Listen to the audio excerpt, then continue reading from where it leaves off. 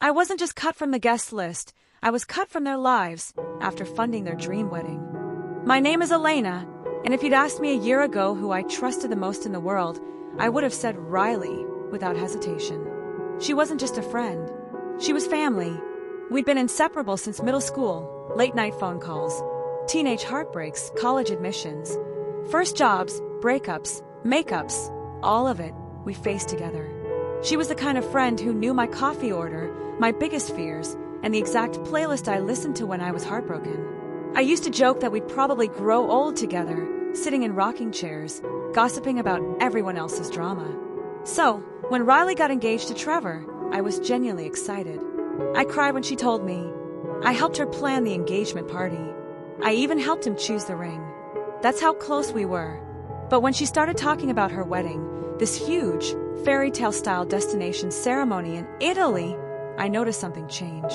Riley started stressing about the cost, the vendors, the dress, the guest list. She was overwhelmed and discouraged. One night, over wine and takeout, she broke down. I just want it to be perfect, Lena. Just once in my life. I don't want to settle.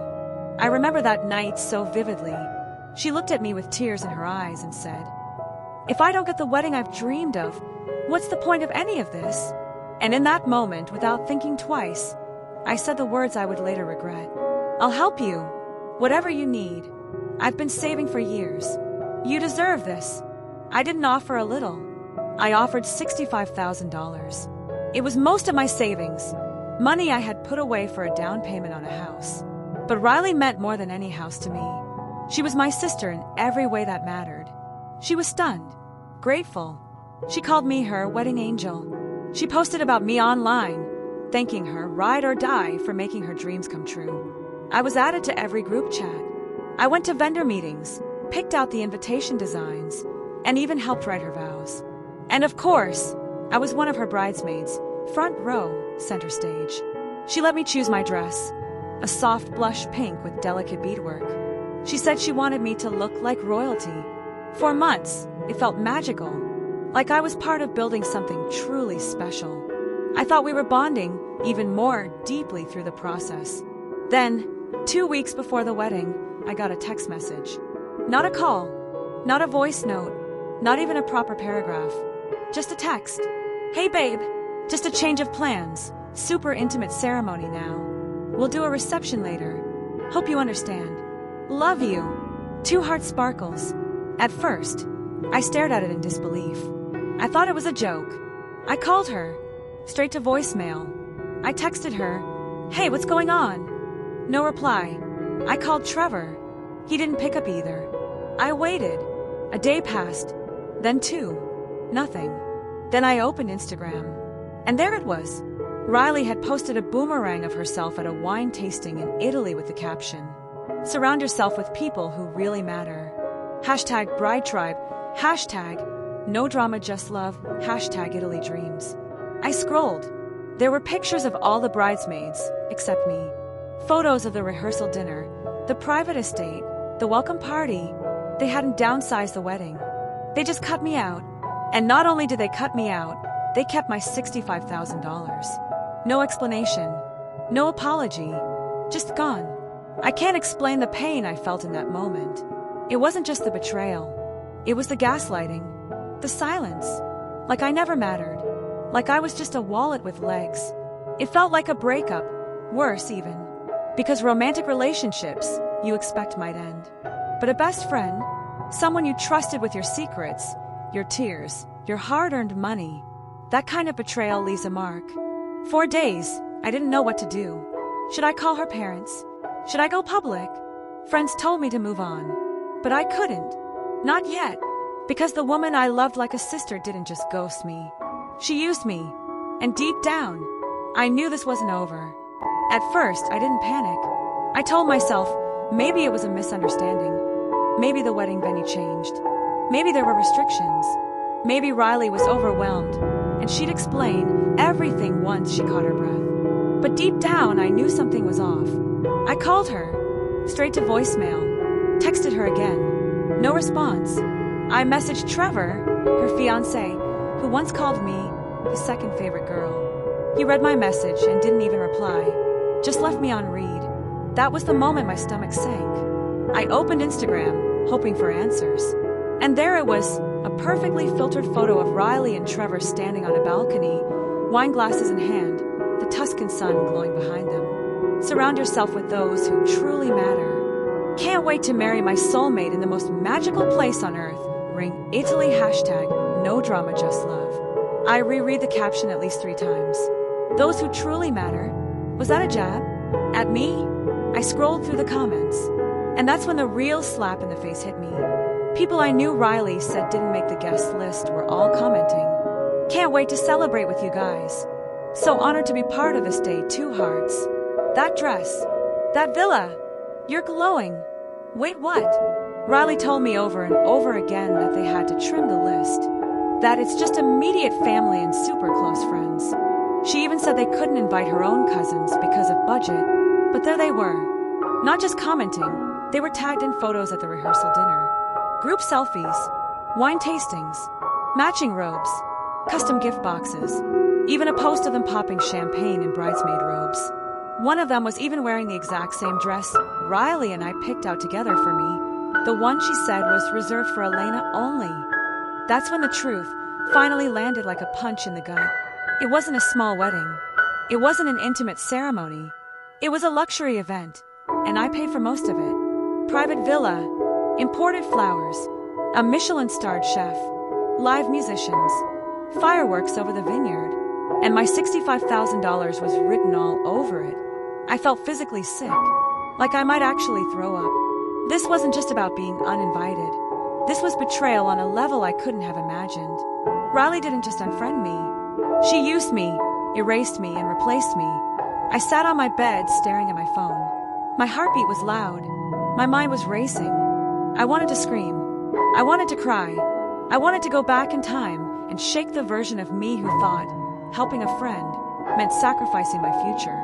But then something in me shifted. The tears stopped. My breathing slowed.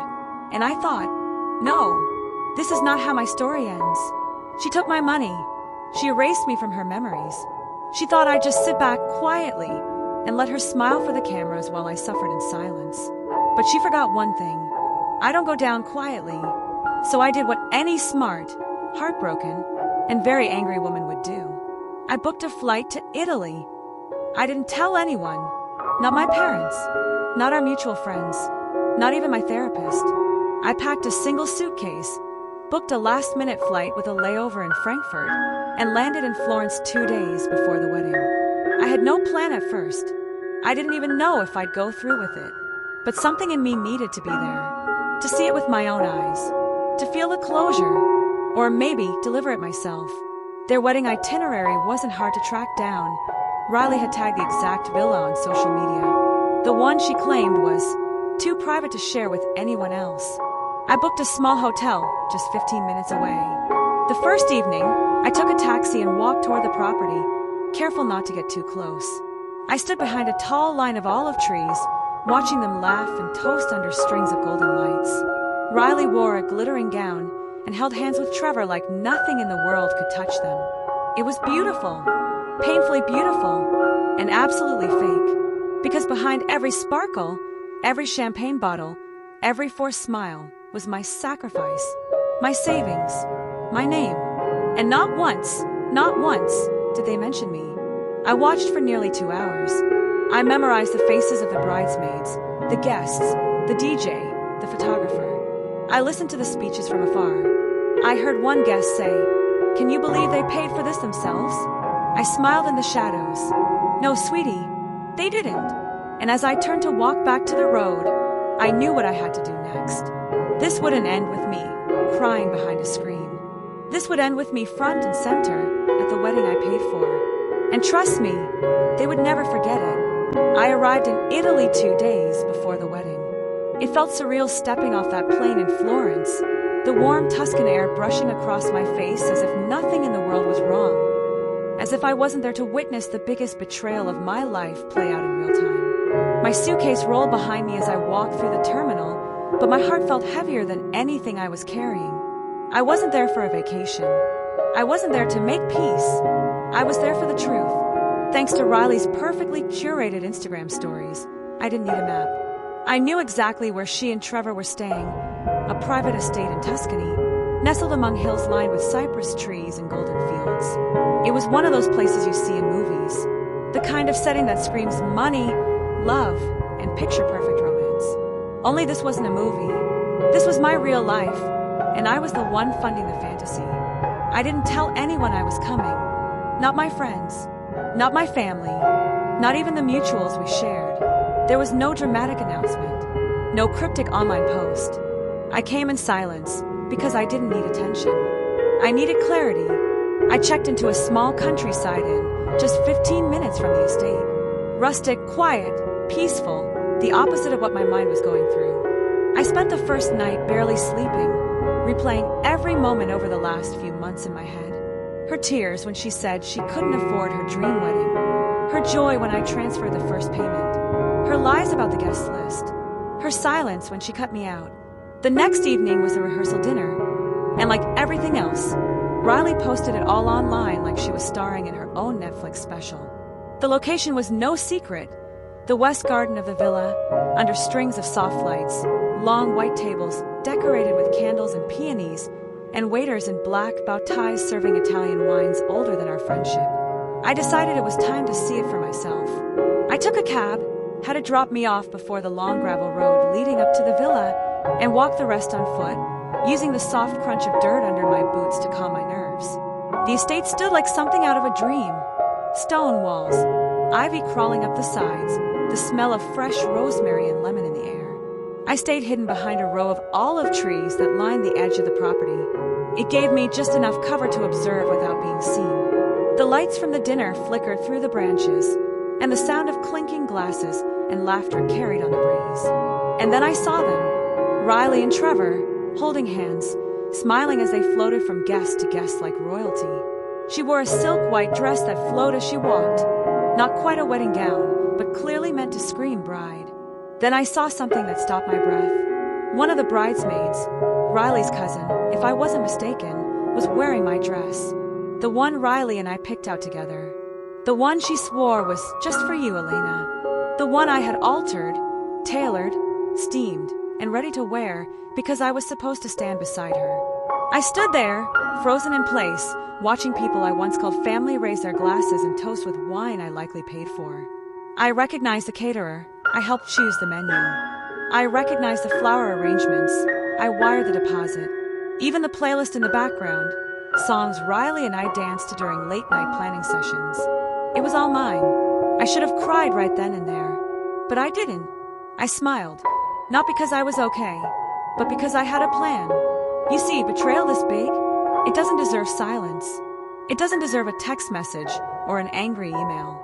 It deserves a response that they'll never forget. I stood behind those olive trees for over an hour, watching, listening, and gathering every bit of fuel I needed. People took photos with their wine glasses. They laughed without guilt. One bridesmaid even said, loud enough for me to hear, "Can you believe how much they pulled off on their own?" I would have thought they had a sponsor or something. I almost laughed. Sponsor? Yeah, me. And I realized something. They weren't ashamed of what they'd done. Because they never thought I'd show up. That night, as I walked back through the countryside, under a sky full of stars, I whispered to myself, "You're not here to ruin anything. You're here to remind them who made it possible." The wedding was in less than 48 hours, and I knew exactly what I was going to do. The morning of the wedding, I stood in front of the mirror and took a deep breath. No tears, no nerves, just calm. I slipped into a simple ivory dress, not white enough to be confused with a bridal gown, but elegant enough to command attention. It was sleek, tasteful, and made a statement without screaming for it. I curled my hair into soft waves, applied a touch of lipstick, and placed a pair of gold hoops in my ears. If I was going to be seen today, and I wanted to look composed. Powerful. As I stepped out of my room, I could feel the weight of the day pressing on my shoulders, but I kept my head high. I wasn't here to beg. I wasn't here to make a scene. I was here to remind them, in the most unforgettable way, who made this dream possible. The villa was buzzing with wedding staff when I arrived. Cars pulled in one after another, filled with guests dressed to the nines. Champagne was being poured, photographers were snapping shots, and the sound of violins played softly in the background. 10 minutes before the ceremony, I walked through the main gates, clutching a small purse and my phone. My heels clicked softly on the cobblestones as I approached the main garden, where the ceremony was set up. That's when she appeared, the wedding planner, clipboard in hand, eyes narrowing as she noticed me. "Excuse me, miss, this area is reserved. Do you have an invitation?" I didn't flinch. I calmly reached into my bag, pulled out my phone, and held it up to her face. "Try explaining to the police why a guest who funded over half this wedding is being forcibly removed." She blinked, stared at me, then lowered her voice. "You're Elena." I nodded. "Yes, and I'm here to take my seat." She didn't argue. She stepped aside. I walked through the arches of climbing roses and into the courtyard, rows of white chairs neatly aligned, guests murmuring as they settled in. And then they saw me. It started with the whisper of a woman 3 rows back. Then another turned to look. Then someone else. And just like that, the entire crowd went quiet. I kept walking. Riley's jaw dropped. She was standing near the altar, bouquet in hand, mid-conversation with one of her bridesmaids. Her face drained of color. Trevor froze, one hand adjusting his tie, the other holding a glass of champagne, suddenly very unsure of himself. And me, I smiled, a slow, sweet smile that said, "You didn't think I'd come, did you?" I made eye contact with Riley. Her eyes darted to the planner, who just shrugged helplessly. I stepped closer. "Sorry," I said, loud enough for the front rows to hear. "I thought this was the wedding of someone who values loyalty." You could have heard a pin drop. A few guests shifted awkwardly. One older woman actually gasped. A groomsman coughed. But no one moved. No one dared to. I walked calmly to the front row, right beside Riley's aunt, a woman I'd known since I was 14, and I sat down. Crossed my legs. Adjusted my dress. Smiled politely. No one asked me to leave. They couldn't, because they all knew. And that silence, that tightness in Riley's throat, that was the sound of guilt finally catching up. The ceremony began, but the atmosphere had shifted. The energy was off. The smiles were strained.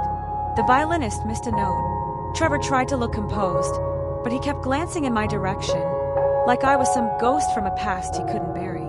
Riley, she didn't look at me once, but she knew I was there, and that was the point.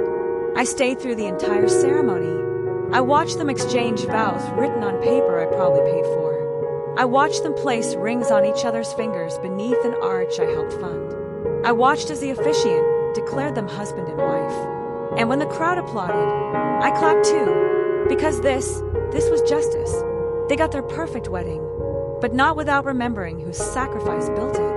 And no matter how many filters they put on the photos, they could never crop me out of that moment. I was there, elegant, composed, unbothered, exactly the way I wanted to be remembered. And the best part, the night wasn't over, not even close. They didn't stop the wedding. Of course they didn't.